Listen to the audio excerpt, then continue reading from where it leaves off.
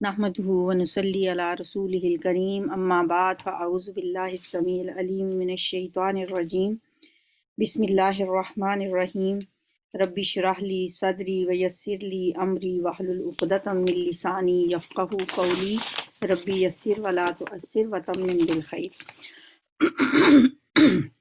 सूरह जिन कल हमने स्टार्ट की थी, उसकी हमने 15 आयत पढ़ ली थी। आज हम आयत नंबर 16 से पढ़ेंगे। बिस्मिल्लाहिर्रहमानिर्रहीम।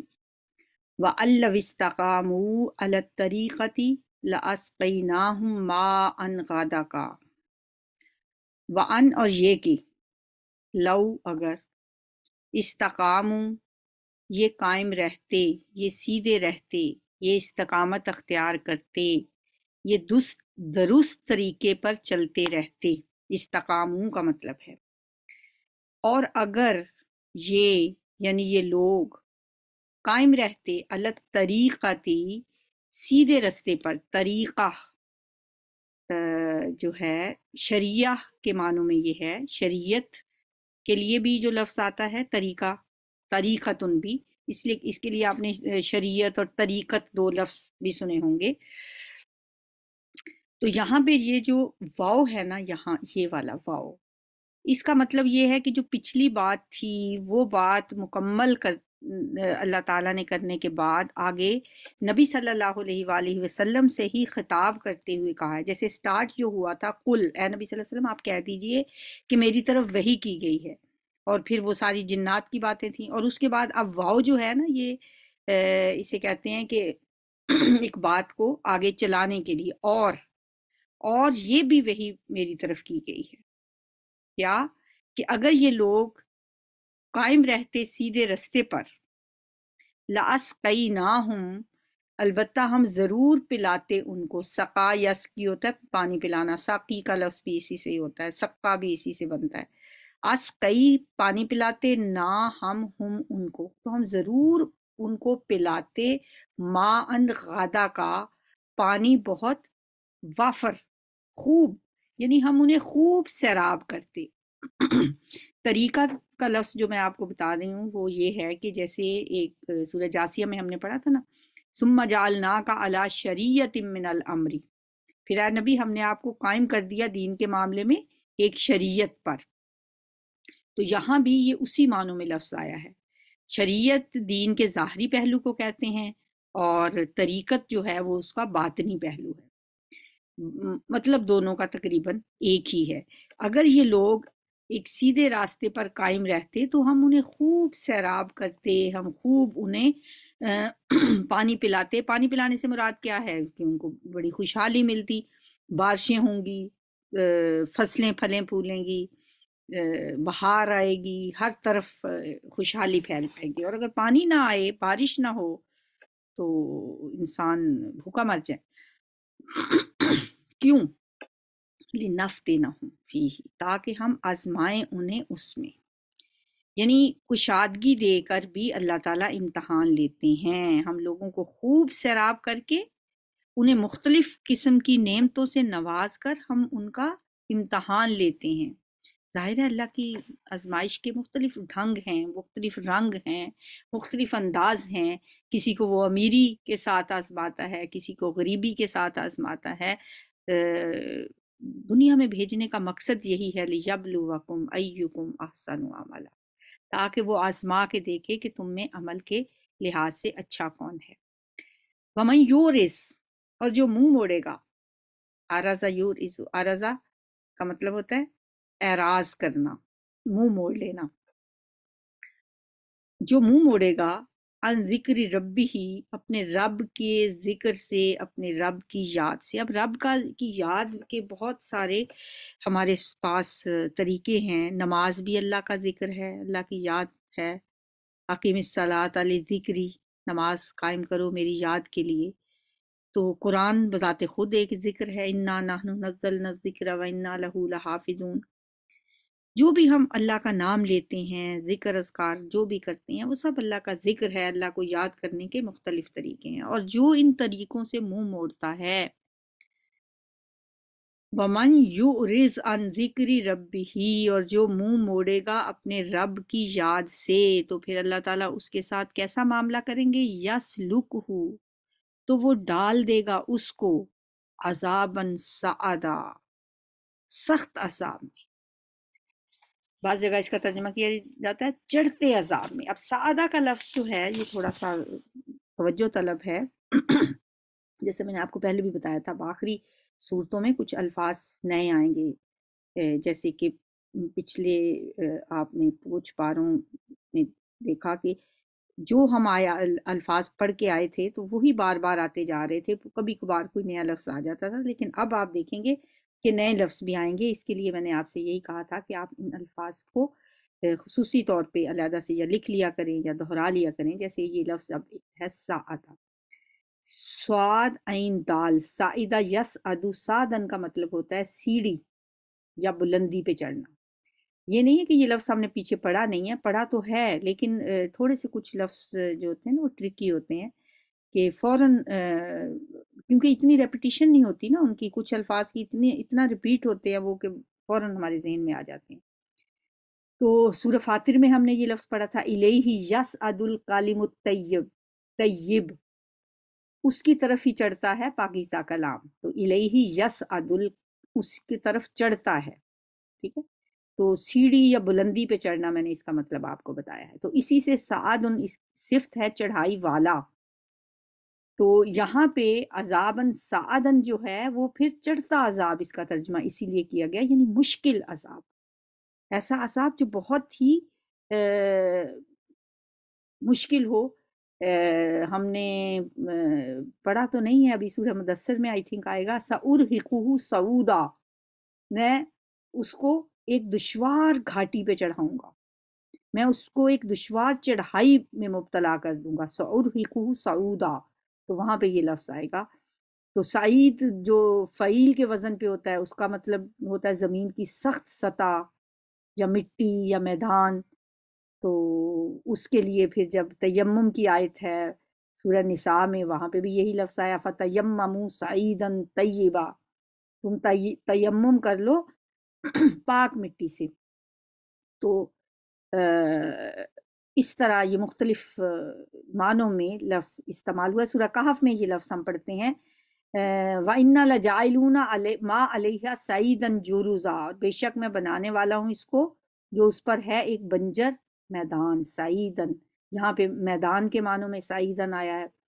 तो बहरहाल हाँ एक और आयत है वो भी चढ़ाई के मानों में है, इस्तुस इदूना, आले इमरान में आता है, और ये गज़वाए खंदक के बारे में, सॉरी गज़वाए उहद के बारे में, इस्तुस इदूना, और जब तुम दौड़ते चले जा रहे थे, वला तलवूना अला अहदिन, और ना पीछे मुड़ के देख रहे थे किसी को भी, अपनी गर्दनों को किसी एक पर भी नहीं घुमा रहे थे, वला तलवूना अला अहदिन। बहरहाल ये सारे इसके मानी हैं। और सूरह नाम का भी एक है, का अन्नमा यस्सअदु फिस समा, गोया कि वो चढ़ता है, हाँफते हुए चढ़ता है आसमान में। तो मेरा ख्याल है कि आपको समझ आ गई होगी इस लफ्ज़ की।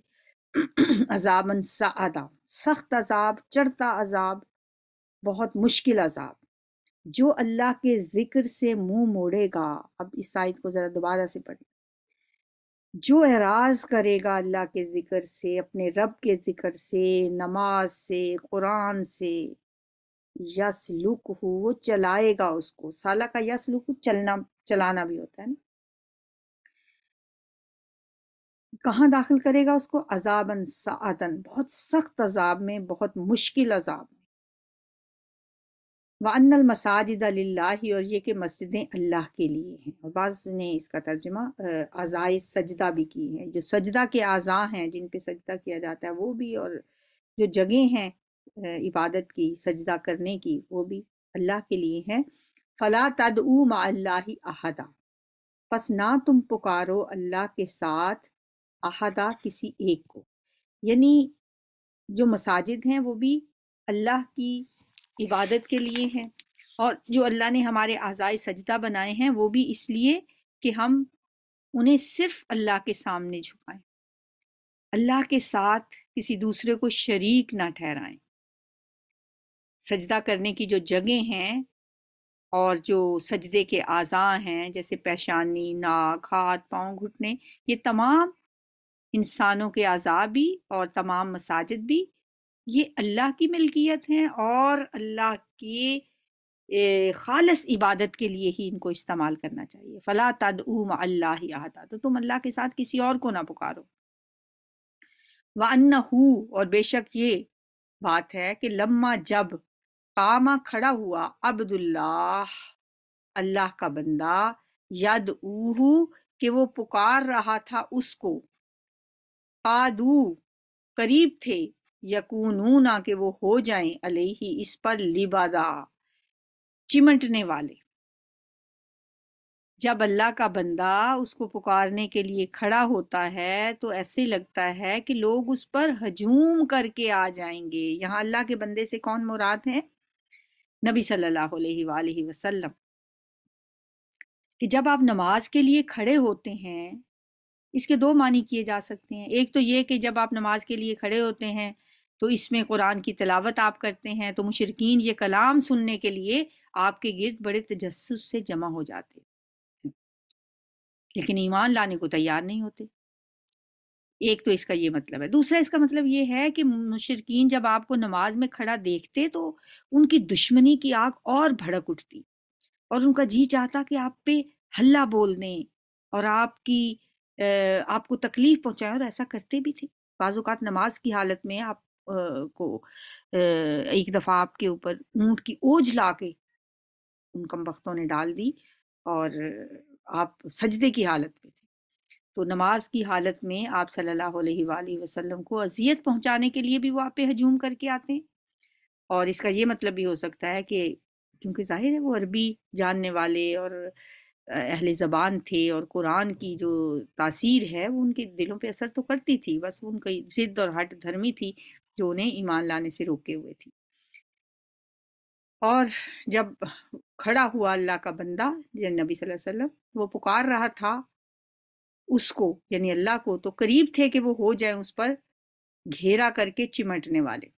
قل، کہہ دیجئے، انما، بے شک یا سوائے اس کے نہیں، ادعو، میں تو پکارتا ہوں، ربی، اپنے رب کو، ولا اشرک بہ احدا، اور نہیں میں شریک ٹھہراتا اس کے ساتھ کسی کو بھی۔ قل، کہہ دیجئے، انی، بے شک میں، لا املکو، میں نہیں اختیار رکھتا، لکم، تمہارے لیے، ضرم ولا رشدا، کسی نقصان کا اور نہ کسی بھلائی کا۔ یہ راشدہ کا لفظ بھلائی کے معنوں میں ہم نے کل بھی پڑھا تھا۔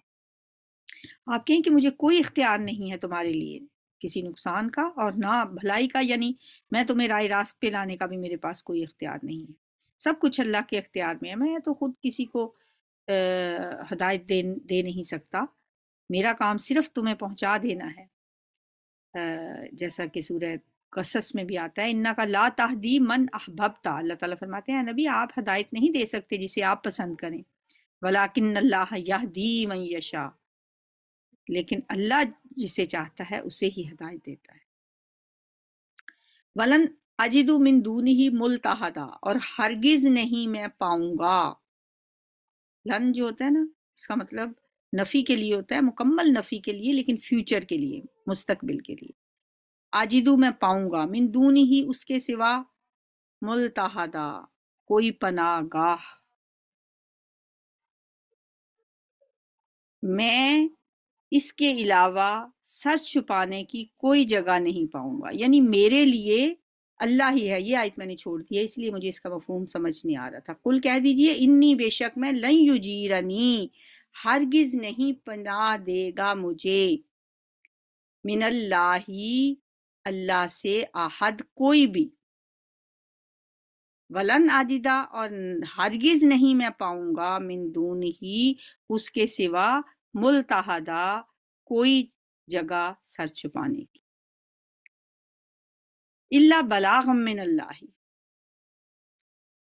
مگر اللہ کی طرف پہنچا دینے کا، یعنی میرے پاس یہ اختیار ہے، ہاں، کہ میں اللہ کا پیغام تمہارے تک پہنچا دوں، میرے پاس بس یہی اختیار ہے، ہدایت دینے کا اختیار میرے پاس نہیں ہے، اور زبردستی تمہیں میں مومن نہیں بنا سکتا. ہاں میرے پاس یہ اختیار ضرور ہے کہ میں اللہ کی طرف جو پیغام اللہ نے مجھے دیا ہے وہ میں تم تک پہنچا دوں اور تمہیں اللہ کی طرف بلاؤں. وارسالات ہی، اور اس کے پیغامات. یعنی میرا یہ فرض ہے کہ میں اللہ کی طرف سے تبلیغ کرتا رہوں اور اس کے پیغامات تم تک پہنچاتا رہوں. جیسے وما علینا الا البلاغ، ہمارے ذمے تو پہنچا دینا ہے. اکثر جب کوئی بھی تبلیغ کی جاتی ہے تو اس کے آخر میں یہی الفاظ ادا کیے جاتے ہیں. تو آپ بھی یہی فرماتے تھے کہ میرا کام صرف تم تک اللہ کا پیغام پہنچا دینا ہے. ہاں، اور اگر میں نے اللہ کا پیغام پہنچانے میں، یہ فریضہ سر انجام دینے میں کوئی کوتاہی کی تو میری بھی جواب دہی ویسے ہی ہوگی. اس معاملے میں میری کوئی، اللہ تعالیٰ مجھے تو کچھ رعایت نہیں دیں گے اگر مجھ سے کوئی کوتاہی ہوئی تو. سورہ راف میں آتا ہے فَلَنَسْأَلَنَّ الَّذِينَ أُرْسِلَ إِلَيْهِمْ وَلَنَسْأَلَنَّ الْمُرْسَلِينَ. اللہ نے فرمایا ہم لازماً پوچھ کر رہیں گے ان سے بھی جن کی طرف ہم نے رسولوں کو بھیجا، اور لازماً ہم پوچھیں گے رسولوں سے بھی کہ کیا انہوں نے اپنا پیغام پہنچا دیا. اور اگر میں نے ایسا نہ کیا، اگر میں نے یہ پیغام نہ پہنچایا تو پھر ہرگز نہیں پناہ دے گا مجھے اللہ کے عذاب سے کوئی ایک بھی، اور ہرگز نہیں میں پاؤں گا اس کے سوا کوئی پناہ گاہ. میرا کام پہنچا دینا ہے. وَمَن يَعْصِ اللَّهَ، اور جو نافرمانی کرے گا اللہ کی، وَرَسُولَهُ، اور اس کے رسول کی، فَإِنَّ لَهُ نَارَ جَهَنَّمَ، تو بے شک اس کے لیے جہنم کی آگ ہے. خالدین فیہا ابدا، ہمیشہ رہیں گے وہ اس میں ہمیشہ ہمیشہ. حتیٰ یہاں تک کہ اذا رأو، جب وہ دیکھ لیں گے، ما یوعدون، جس کا وہ وعدہ دیے جاتے ہیں، یعنی جس کی ان کو دھمکی دی جاتی ہے یا ان کو جو جس کا وعدہ دیا جاتا ہے، جب وہ اس کو دیکھ لیں گے، فَسَيَعْلَمُونَ، تو ان قریب وہ ضرور جان لیں گے، من اضعف ناصرن، کون زیادہ کمزور ہے مددگار ہونے میں. یعنی کس کے مددگار کم ہیں اس دن پتہ چل جائے گا. ابھی تو کہتے ہیں نا کہ ہمارا خاندان، ہمارا قبیلہ، ہمارا کنبہ ہمیں بچا لے گا. اس دن انہیں پتہ چل جائے گا کہ مددگاروں کے اعتبار سے کون کمزور ہے، وَأَقَلُّ عَدَدًا، اور کون اقلیت میں ہے تعداد کے لحاظ سے. اقل کم ہے، اقلیت میں ہے، عددہ تعداد کے لحاظ سے. قریش کے سرداروں کے تانوں میں سے حضور صلی اللہ علیہ وسلم کے لیے ایک تانا یہ بھی تھا کہ آپ کی محفل کے مقابلے میں ہماری محفلیں بہت زیادہ بڑی ہیں، باوقار ہیں، پر رونق ہیں. آپ کے پاس تو بس کچھ غلام، کچھ غریب، کچھ چھوٹے لوگ آتے ہیں، نچلے طبقے کے کمزور اور نادار لوگ آپ کے پاس بیٹھتے ہیں، جبکہ ہماری محفلوں میں بڑے بڑے سردار شامل ہوتے ہیں. اب یہاں پہ ان کے اس تانے کا جواب دیا گیا ہے کہ قیامت کے دن پتہ چل جائے گا کہ اپنے حمایتیوں کی تعداد اور طاقت کے لحاظ سے کس کی کیا حیثیت ہے. یہ اس دن پتہ چلے گا. قل ان ادری، کہہ دیجئے نہیں میں جانتا. اقریب، کیا وہ قریب ہے، ما توعدون، جس کا تم سے وعدہ کیا جاتا ہے. آپ کہہ دیں نبی صلی اللہ علیہ وسلم ان سے کہ مجھے نہیں معلوم کہ جس کا تم سے وعدہ کیا جا رہا ہے وہ قریب آ چکی ہے. ام یجعل لہ ربی آمدہ، یا کر دے گا، یجعل، ہم یا یجعل کر دے گا، لہو اس کو، ربی میرا رب، آمدہ لمبی مدت. مجھے نہیں پتا کہ قیامت جس کا تم سے وعدہ کیا جا رہا ہے وہ قریب آ لگی ہے یا میرا رب اس کی مدت کو اور لمبا کر دے گا. آمدہ مدت کے لیے آتا ہے، میں نہیں جانتا. یعنی قیامت کا علم میرے پاس نہیں ہے. جیسا کہ سورہ انبیاء میں بھی ہے، وَإِنْ أَدْرِي أَقَرِيبٌ أَمْ بَعِيدٌ مَا تُوعَدُونَ، وَإِنْ أَدْرِي أَقَرِيبٌ أَمْ بَعِيدٌ مَا تُوعَدُونَ. کیا نبی صلی اللہ علیہ وسلم آپ انہیں بتا دیں کہ میں نہیں جانتا کہ جس چیز کا تم سے وعدہ کیا جا رہا ہے وہ قریب آ چکی ہے یا ابھی دور ہے. عالم الغیبی، وہ غیب کا جاننے والا ہے. کون؟ اللہ. اللہ کو پتا ہے، غیب کی خبریں میرے پاس نہیں ہیں۔ فلا یظہر علی غیبہ احدا، بس نہیں وہ یظہر مطلع کرتا علی غیبہ اپنے غیب پر احدا کسی ایک کو۔ اللہ غیب کی خبریں کسی کو نہیں دیتا، ہاں الا مگر من ارتضیٰ جس کو وہ پسند کرے، من رسول کسی رسولوں میں سے جس کو وہ پسند کرے، اس کو جس قدر چاہے وہ غیب کی خبریں دے دے۔ یہ اللہ کی اپنی منشا و مرضی اور اس کی مشیت ہے۔ اس آیت میں علم غیب کے بارے میں بہت اہم بات بتا دی گئی، یعنی غیب کا علم صرف اللہ کے پاس ہے۔ وہ اپنے رسولوں میں سے جسے چاہتا ہے، جس قدر چاہتا ہے، وہ اتنا علم دے دیتا ہے۔ تو یہ نہیں ہے ہم کہہ سکتے کسی رسول کے بارے میں بھی کہ وہ غیب کا علم جانتے تھے۔ ہاں غیب کی خبروں میں سے اللہ تعالیٰ جس کو چاہیں، جتنا علم چاہیں، اللہ تعالیٰ دے دیں۔ اس بارے میں ہم یہ بھی نہیں کہہ سکتے کہ فلاں رسول کے پاس یا فلاں نبی کے پاس اس قدر علم تھا یا اللہ تعالیٰ نے اس کو اتنا علم دیا ہوا تھا، اور نہ ہمیں یہ ناپنے تولنے کی ضرورت ہے۔ نبی صلی اللہ علیہ وسلم کا علم لامحدود نہیں ہے، محدود ہے۔ اللہ تعالیٰ نے آپ کو جو علم دیا ہے وہ محدود علم دیا ہے، تو اس میں سے آپ بہت ساری ہمیں ایسی باتیں پتہ چلتی ہیں کہ آپ نے بات بتا دی، جیسے جب فتح مکہ کے موقع پہ حضرت حاطب بن ابی بلتہ نے خط لکھ دیا تھا ابو سفیان کے نام، تو نبی صلی اللہ علیہ وسلم کو اللہ تعالیٰ نے مطلع کر دیا تھا کہ ایک عورت کو خط دیا گیا ہے، جا کے فلاں جگہ پہ وہ عورت ملے گی۔ تو یہ اللہ کی طرف سے دیا گیا علم۔ الا من ارتضیٰ من رسول فإنه يسلك من بين يديه ومن خلفه رصدا، تو بے شک وہ مقرر کر دیتا ہے اس کے آگے سے، یسلکو مقرر کر دیتا ہے، یہاں پہ اس کا مطلب ہے لفظ یہ وہی ہے سین لام کاف جو پیچھے ہم نے پڑھا تھا، من بین یدیہ اس کے آگے سے، ومن خلفہ اور اس کے پیچھے سے، رصدا نگہبان، یہ لفظ بھی ہم پیچھے پڑھ کے آئے ہیں۔ اللہ تعالیٰ نے نگہبان فرشتے مقرر کیے ہوئے ہیں، یعنی کوئی علم چرا نہیں سکتا۔ یعنی جب اللہ وحی کے ذریعے غیب کی خبریں رسول کے پاس بھیجتا ہے تو اس کی حفاظت کے لیے ہر طرف فرشتے مقرر کر دیتا ہے تاکہ وہ علم نہایت محفوظ طریقے سے رسول تک پہنچ جائے۔ لیعلم تاکہ وہ جان لے، کون؟ وہ رسول جان لے، ان قد ابلغو کہ بے شک یقیناً ابلغو انہوں نے پہنچا دیے ہیں، کنہوں نے؟ فرشتوں نے، رسالات ربہم اپنے رب کے پیغامات، تاکہ وہ جان لے، وہ دیکھ لے کہ انہوں نے یعنی فرشتوں نے واقعتاً اپنے رب کے پیغام پہنچا دیے ہیں، یعنی اللہ یہ بات واضح کر دے۔ اور اتمام حجت کے لیے نبی صلی اللہ علیہ وسلم نے حجۃ الوداع کے موقع پہ حاضرین سے پوچھا تھا نا، الا هل بلغت، کیا میں نے اللہ کا پیغام تم لوگوں تک پہنچا دیا ہے؟ اس پر تمام لوگوں نے یک زبان ہو کے کہا تھا، نشہد انک قد بلغت وادیت ونصحت، ہم گواہی دیتے ہیں کہ بے شک آپ نے یقیناً اللہ کا پیغام بھی پہنچا دیا اور اپنا حق بھی ادا کر دیا اور آپ نے نصیحت بھی کر دی۔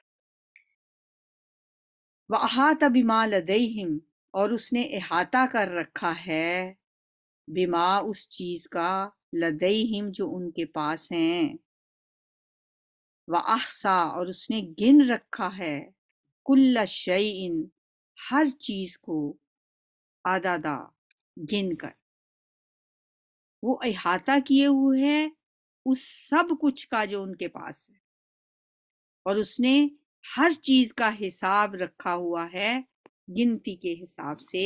اللہ تعالیٰ کی ذات بہت عظیم ہے، اس کا علم لامحدود ہے، جبکہ انسانوں کے پاس محدود علم ہے۔ سبحانک اللہم و بحمدک نشہد ان لا الہ الا انت نستغفرک و نتوب الیک۔ السلام علیکم۔